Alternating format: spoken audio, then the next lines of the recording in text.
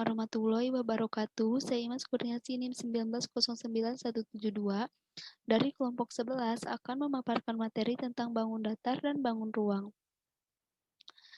Nah, di sini yang pertama itu ada bangun datar.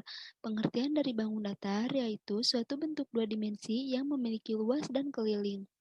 Di sini itu ada jenis-jenis bangun datar. Jenis-jenis bangun datar ini terbagi menjadi dua jenis. Yang pertamanya itu ada bangun datar konveks dan yang kedua ada bangun datar konvak. Pengertian dari bangun datar konveks yaitu bangun datar yang memiliki sifat untuk setiap ruas garis yang menghubungkan dua titik pada keliling bangun. Maka, semua ruas garis berada di dalam bangun datar tersebut. Yang kedua yaitu ada pengertian dari bangun datar konvak. Bangun datar dikaitkan konvak bila terdapat ruas garis yang menghubungkan dua titik pada sisinya. Dan sebagian atau seluruh ruas garis tersebut terletak di luar bangun datar. Di sini itu ada contoh gambar dari bangun datar konveks dan bangun datar konvak. Contoh dari bangun datar konveks dimanapun titik A dan B, maka ruas garis AB seluruhnya di dalam bangun tersebut. Contoh dari bangun datar konvak. Terdapat ruas garis AB yang sebagian atau seluruh terletak di bagian luar bangun tersebut. Sehingga bangun datar di atas merupakan bangun datar konvek. Selanjutnya yaitu ada macam-macam bangun datar. Nah, yang pertama yaitu ada persegi panjang. Bangun datar mempunyai sisi berhadapan sama panjang dan memiliki 4 buah titik sudut siku-siku. Selanjutnya yaitu ada persegi panjang yang semua sisinya sama panjang. Selanjutnya yaitu ada segitiga, bangun datar yang terbentuk oleh 3 buah titik yang tidak segaris. Selanjutnya yaitu ada jajar genjang, segi 4 yang sisinya sepasang-sepasang sama panjang dan sejajar. Nah, selanjutnya yaitu ada lingkaran. Bangun datar yang terbentuk dari himpunan semua titik persekitaran yang mengelilingi suatu titik asal dengan jarak yang sama, yaitu dengan jarak R. Selanjutnya itu ada belah ketupat, segi 4 yang semua sisinya sama panjang dan kedua diagonalnya saling berpotongan tegak lurus. Selanjutnya yaitu ada layang-layang, segi 4 yang salah satu diagonalnya memotong tegak lurus sumbu diagonalnya. Selanjutnya yaitu ada trapesium, segi 4 yang memiliki tepat sepasang sisi yang sejajar. Nah, selanjutnya yaitu ada bangun ruang. Nah, pengertian dari bangun ruang ini yaitu bangun yang memiliki ruang yang dibatasi oleh sisi-sisinya. Bangun ruang juga disebut dengan bangun 3 dimensi. Nah, di sini yaitu ada macam-macam dari bangun ruang. Bentuk dari bangun ruangnya yaitu bisa bola. Nah, bentuk bola ini bisa berbentuk bendanya seperti bakso, kelereng, buah melon, semangka. Selanjutnya itu ada bentuk dari tabung. Nah, bentuk bendanya itu tong sampah, potongan kayu, kue astor, dan drum.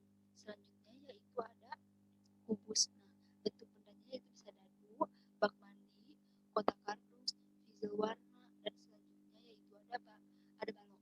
Nah, balok ini bisa berbentuk benda seperti lemari, kotak snack, kotak kapur, dan kotak TV. Nah, selanjutnya yaitu ada cara untuk menggambar suatu bangun ruang. Di sini yang pertama yaitu ada cara perspektif. Beberapa garis yang sejajar namun tidak sejajar terhadap garis horizontalnya akan digambarkan menuju ke titik T1 atau T2. Titik T1 dan T2 ini disebut sebagai titik pandang. Selanjutnya yaitu ada cara stereometris. Nah, garis-garis yang sejajar digambarkan sejajar pula. Bahkan beberapa bidang digambar seperti aslinya.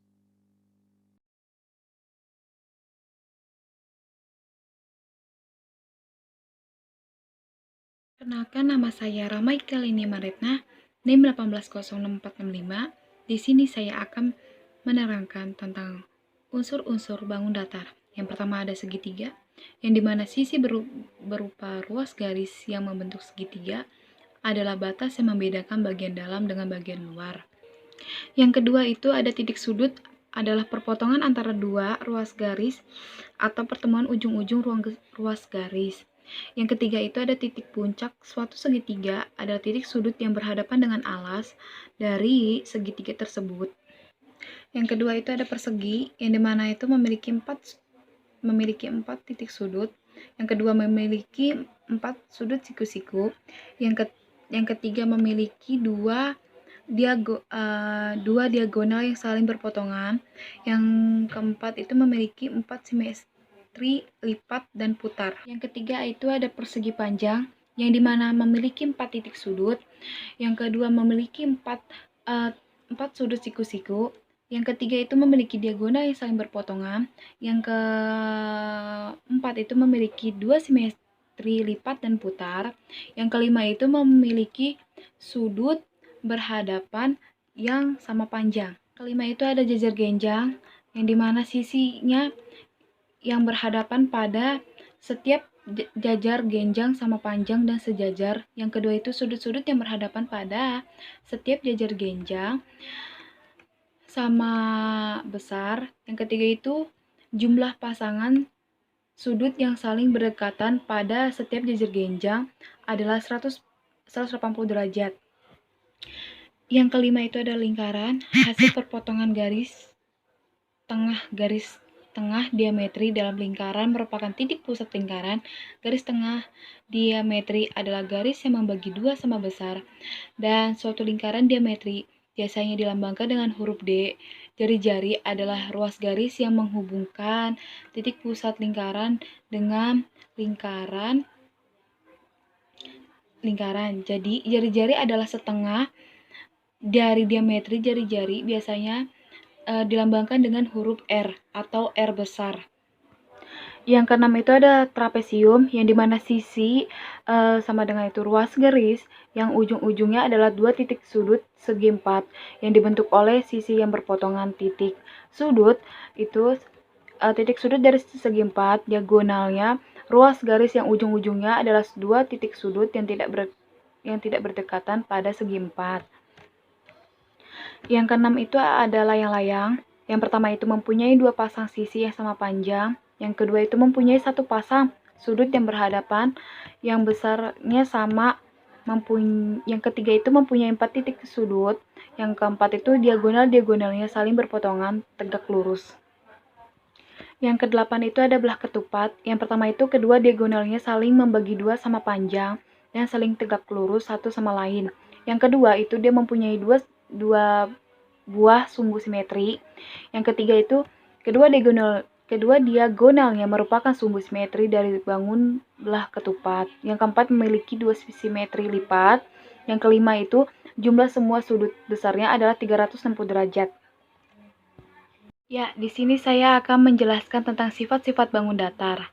Yang pertama itu ada segitiga siku-siku, yang dimana segitiga siku-siku dapat dibentuk dari sebuah persegi panjang dengan menarik salah satu garis diagonalnya. Perhatikan gambar berikut. Nah, di situ kan ada gambar kayak persegi panjang.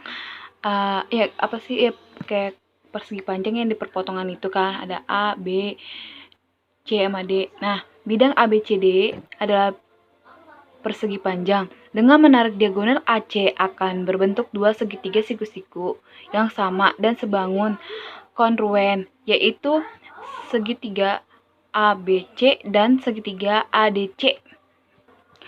Segitiga siku-siku mempunyai 2 sisi siku-siku yang mengapit sudut siku-siku dan 1 sisi miring hipotenusa. Di slide yang berikutnya itu ada segitiga sama sisi 3 buah garis lurus yang sama panjang dapat membentuk sebuah segitiga sama sisi dengan cara mempertemukan setiap ujung garis satu sama lainnya. Nah, di sini yang bisa kita lihat tuh kayak ada gambar, yang dimana ada gambar itu kan ada garis lurus A ketemu B, B ketemu C, D ketemu C, D ketemu C. Nah, yang berarti itu kayak membentuk dia segitiga, kayak bentuk diagonalnya. Yang ada A, D, B, C. Nah, yang di gambar keduanya itu kayak bentuk yang dari gambar satu kan bisa kita lihat kayak gambar kedua, yang dimana itu segitiga sama sisi yang dibentuk dari 3 garis lurus yang sama panjang. Nah, kan tadi kan sudah melihat ya gambar yang tadi 1 sama 2. Nah, gambar 1 itu di atas menunjukkan gambar 3 garis lurus yang sama panjang, yaitu A, B sama dengan BC, BC sama dengan CA. Apabila ujung ketiga garis tersebut saling dipertemukan, A dengan A, B dengan B, dan C dengan C, maka akan terbentuk segitiga sama sisi ABC seperti terlihat pada gambar yang kedua. Di atas, di dalam segitiga sama sisi terdapat 3 sisi yang sama panjang, tiga sudut yang sama besar, tiga sumbu simetri dengan sifat-sifat bangun datar. Nah, di sini ada segitiga sama kaki, dua buah segitiga siku-siku yang kongruennya dapat membentuk sebuah segitiga sama kaki dengan menghimpitkan salah satu sisi siku-siku yang sama panjang dari kedua segitiga tersebut. Perhatikan gambar berikut. Nah, yang segitiga ABD dan segitiga DBC adalah dua segitiga siku-siku kongruen. Sisi BD adalah sisi siku-siku yang sama panjang dan kedua segitiga dari sama panjang dari kedua segitiga tersebut. Jadi segitiga ACD adalah segitiga sama kaki dengan sisi AD sama dengan DC. Di dalam segitiga sama kaki terdapat dua sisi yang sama panjang. Sisi tersebut disebut kaki segitiga. Yang kedua itu ada dua sudut yang sama besar, yaitu sudut yang berhadapan dengan sisi yang panjangnya sama. Yang terakhir itu ada satu sumbu simetri. Oke, di sini ada segitiga sama kaki yang merupakan bangun simetri lipat dan dapat menempati bingkainya dalam dua cara. Nah, itu kan ada gambar letak 1 dan letak 2. Nah, di mana dari gambar di samping terlihat bahwa CD sebagai sumbu simetri A pindah ke B, B pindah ke A, dan C tetap AC pindah ke BC, maka AC sama dengan BC. Nah, di sini juga ada lihat kan kayak bentuk segitiga. Ya, di situ ada CAB pindah ke segitiga yang ABC, maka CAB sama dengan segitiga ABC. Nah, di gambar berikutnya itu ada lingkaran yang dimana unsur dalam lingkaran yang perlu untuk diketahui antara lain titik pusat, jari-jari, diameter, busur, tali busur, juring, tembereng, dan apotema. Berikut ada penjelasannya dari unsur-unsur lingkaran. Nah, dimana itu ada tali busur. Tali busur lingkaran adalah garis lurus yang menghubungkan dua titik pada keliling lingkaran namun tidak melalui titik pusat lingkaran. Hal ini sedikit berbeda dengan diametri yang garisnya melalui titik pusat. Juring lingkaran adalah luas daerah dalam lingkaran yang dibatasi oleh garis jari-jari dan dibatasi oleh sebuah busur lingkaran. Letaknya berada di antara dua buah jari-jari tersebut. Terdapat dua juring lingkaran, yaitu juring kecil dan juring besar. Tembereng lingkaran adalah luas daerah yang berada di dalam lingkaran yang dibatasi oleh busur lingkaran dan tali busur lingkaran. Apotema lingkaran adalah jarak terpendek antara tali busur dengan titik pusat lingkaran. Garis apotema umumnya berada tegak lurus dengan tali busur. Busur lingkaran adalah garis lengkung yang merupakan bagian dari keliling lingkaran. Terdapat dua jenis busur lingkaran, yaitu busur besar dan busur kecil maksudnya. Busur besar memiliki panjang yang lebih dari setengah lingkaran, sedangkan panjang busur kecil kurang dari setengah lingkaran. Nah, sudut pusat lingkaran adalah sebuah sudut yang terbentuk dari perpotongan antara dua buah jari-jari yang ada di titik pusat lingkaran. Sudut keliling lingkaran adalah sebuah sudut yang terbentuk karena pertemuan antara dua tali busur dengan satu titik pada keliling lingkaran. Nah, titik pusat lingkaran adalah garis pusat yang berada tepat di tengah-tengah lingkaran. Jari-jari lingkaran adalah sebuah garis yang menghubungkan antara titik pusat dengan titik lengkung pada keliling lingkaran. Jari-jari lingkaran disimbolkan dengan R kecil dalam rumus. Diameter lingkaran adalah sebuah garis panjang lurus yang menghubungkan antara dua titik pada keliling lingkaran yang melewati titik pusat lingkaran. Diameter ini biasa disimbolkan dengan D kecil atau D. Nah, kan bisa dilihat ya gambar dari gambar tersebut. Nah, gambar lingkaran itu kan sudah dijelaskan, yang saya jelaskan ada busur, tembereng, tali busur, juring, apotema. Ya, di sini ada jajar genjang yang dimana sifat-sifat jajar genjang dengan memperhatikan gambar di atas, maka sifat-sifat jajar genjang adalah sebagai berikut. Mempunyai 4 sisi yang saling berhadapan sama panjang dan sejajar. AB sama dengan DC dan AB garis miring DC. AD sama dengan BC dan AD sama dengan garis miring DC. Ya, di sini saya akan menerangkan tentang unsur-unsur bangun datar. Nah, yang dimana di gambar di samping itu ada unsur-unsur kubus. Berikut ini termasuk unsur-unsur kubus, yaitu diagonal bidang atau diagonal. Di sini ada bidang diagonal, yang dimana bidang diagonal itu sendiri adalah bidang yang dibentuk dari 2 garis diagonal bidang dan 2 rusuk kubus yang sejajar. Di sini ada sisi atau bidang, yang dimana sisi kubus adalah bidang yang membatasi kubus. Jika di sini ada rusuk. Rusuk kubus adalah garis potong antara 2 sisi bidang kubus dan terlihat seperti kerangka yang menyusun kubus. Di sini ada titik sudut, yang dimana titik sudut adalah titik potong antara 2 atau 3 rusuk. Ya, di sini ada diagonal ruang, yang dimana diagonal ruang adalah garis yang menghubungkan 2 titik sudut yang saling berhadapan dalam suatu ruang. Bismillahirrahmanirrahim. Perkenalkan, nama saya Sri Nopianti dengan NIM 1806038. Selanjutnya yaitu memahami hubungan antar bangun datar. Nah, sebelum kita memahami hubungan antara bangun datar, alangkah lebih baiknya kita mengidentifikasi hubungan antara bangun datar terlebih dahulu, bisa melalui benda-benda konkret yang ada di sekitar kita. Nah, yang pertama ada pencerminan atau refleksi. Nah, dalam melakukan suatu refleksi diperlukan cermin atau sumbu refleksi atau sumbu simetri atau garis refleksi atau garis cermin atau garis sumbu, yaitu di mana segitiga ABC dicerminkan terhadap garis K atau garis simetris menjadi segitiga ABC. Kita bisa mengamati gambar tersebut. Nah, dalam hasil pengamatan pada cermin tersebut berlaku yang pertama, jarak suatu titik ke cermin sama dengan jarak bayangan titik itu ke cermin. Yang kedua, garis penghubung suatu titik dan bayangannya tegak lurus cermin. Yang ketiga, bangun bayangan kongruen atau sama bentuk dan sama ukuran dengan bangun asal. Adapun sifat-sifat bayangan pada cermin, yang pertama, gambar bayangan sama tegak dengan benda asal. Yang kedua, jarak gambar bayangan dari cermin adalah sama jauh dengan jarak benda asal dengan cermin. Yang ketiga, ukuran bayangan sama besar dengan ukuran benda asal, hanya gambarnya yang berlawanan.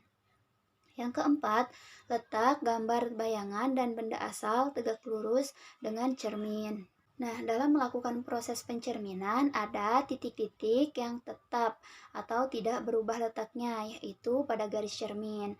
Garis tetap ini disebut garis simetri atau dikenal dengan sumbu simetri. Selanjutnya ada simetri. Simetri ini adalah garis yang membagi besaran 2 dimensi menjadi 2 bagian yang merupakan gambar cermin satu sama lain. Nah, benda yang mempunyai sumbu simetri dikatakan benda yang simetris, yaitu sifat bangun atau benda yang memiliki garis yang membelah bangunan menjadi 2 bagian yang kongruen. Nah, contohnya itu seperti kupu-kupu. Kita bisa memperhatikan kupu-kupu. Pada bagian kiri sayap kupu-kupu sama dengan bagian kanan sayap kupu-kupu. Nah, jika kupu-kupu merapatkan sayapnya, kedua sayap tersebut tepat berhimpitan satu sama lain. Jadi, kita bisa menyebut bahwasanya kupu-kupu memiliki bentuk simetris. Selain itu, kita bisa melipat sebuah persegi. Nah, kedua bagian persegi tepat berhimpit satu sama lain. Nah, garis bekas lipatan itu bisa disebut dengan garis simetri atau sumbu simetri. Untuk contoh simetri, benda-benda simetri sendiri bisa kita temui di lingkungan sekitar. Contohnya dari hewan seperti kupu-kupu, kelelawar, serangga, bunga. Nah, adapun dari huruf kapital pun ada simetri. Contohnya seperti huruf M. Nah, ketika huruf M kita lipat bagian tengahnya, maka huruf M tersebut akan terhimpit satu sama lain. Jadi huruf M mempunyai sumbu simetri. Membuat bangun datar yang simetris. Nah, ketika kita ingin membuat bangun datar yang simetris, kita bisa menggunakan kertas berbentuk persegi panjang, lalu melipatnya menjadi dua bagian. Nah, setelah itu kita bisa meminta siswa untuk menggambar lingkaran ataupun bentuk kupu-kupu ataupun capung, tetapi hanya setengah badan saja. Setelah itu guntinglah kertas tersebut sesuai dengan pola yang telah digambar. Nah, garis bekas lipatan pada bangun datar yang membagi dua bagian yang sama disebut garis sumbu atau sumbu simetris. Selanjutnya ada simetri lipat. Nah, kita bisa perhatikan gambar persegi panjang yang ada pada PowerPoint. Apabila daerah persegi panjang itu dibuat dari kertas atau dari bahan lain yang mudah dilipat, dan apabila kertas itu dilipat sepanjang garis S sehingga bagian kiri tepat berhimpitan dengan bagian kanan, maka dikatakan bahwa daerah persegi panjang memiliki simetri lipat. Nah, garis S ini disebut simetri lipat atau sumbu simetri. Kata-kata lain untuk simetri lipat ialah simetri garis, simetri sumbu, simetri cermin, dan simetri balik. Nah, adapun penggunaan kata simetri balik dapat diterangkan bahwa apabila model daerah persegi panjang tersebut dibuat dari karton tebal atau papan, maka daerah persegi panjang itu tidak dapat dilipat. Nah, dengan pensil dibuat ciplakan atau bingkai daerah persegi panjang tersebut. Kemudian, daerah persegi panjang tersebut diangkat, dibalik pada sumbu S, kemudian dapat dimasukkan kembali tepat pada bingkainya. Ternyata setelah dibalik, daerah persegi panjang tadi dapat menempati bingkainya lagi dengan tepat. Itu berarti bagian kiri menepati dengan tepat bagian kanan, dan bagian kanan menepati dengan tepat tempat bagian yang kiri. Selanjutnya yaitu simetri putar. Nah, kita bisa perhatikan gambar persegi yang ada pada bingkai. Nah, ketika model persegi itu ditusuk di bagian P, kemudian diputar, maka daerah persegi itu keluar dari bingkai. Setelah diputar 90 derajat atau seperempat putaran, daerah persegi itu masuk kembali ke dalam bingkai dengan titik A dalam sudut B.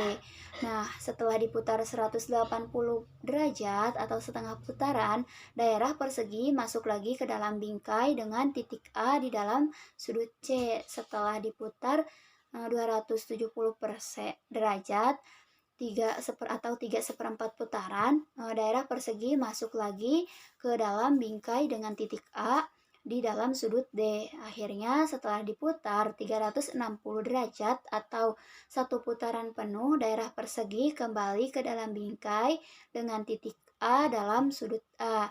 Jadi apabila diputar 360 derajat satu putaran penuh, daerah persegi menepati kembali bingkainya sebanyak 4 kali. Dikatakan bahwa persegi memiliki 4 simetri putar atau memiliki simetri putar tingkat 4 karena dalam satu putaran persegi tersebut dapat menepati bingkainya sebanyak 4 kali. Titik potong kedua diagonalnya disebut pusat simetri putar.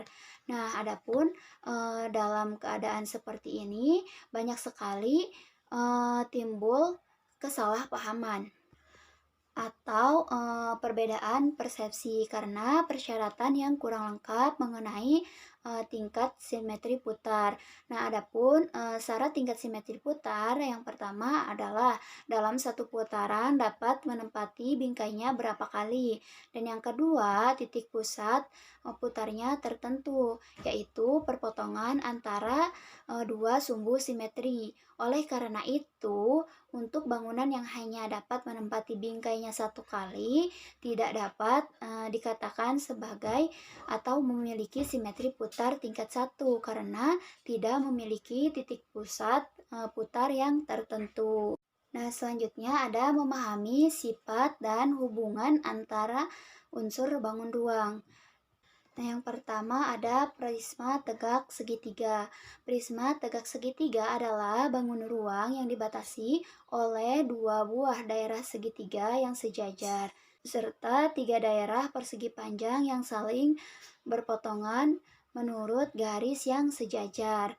Adapun sifat-sifat prisma tegak segitiga yang pertama yaitu memiliki dua bentuk segitiga yang sejajar dan tiga sisi bentuk persegi panjang.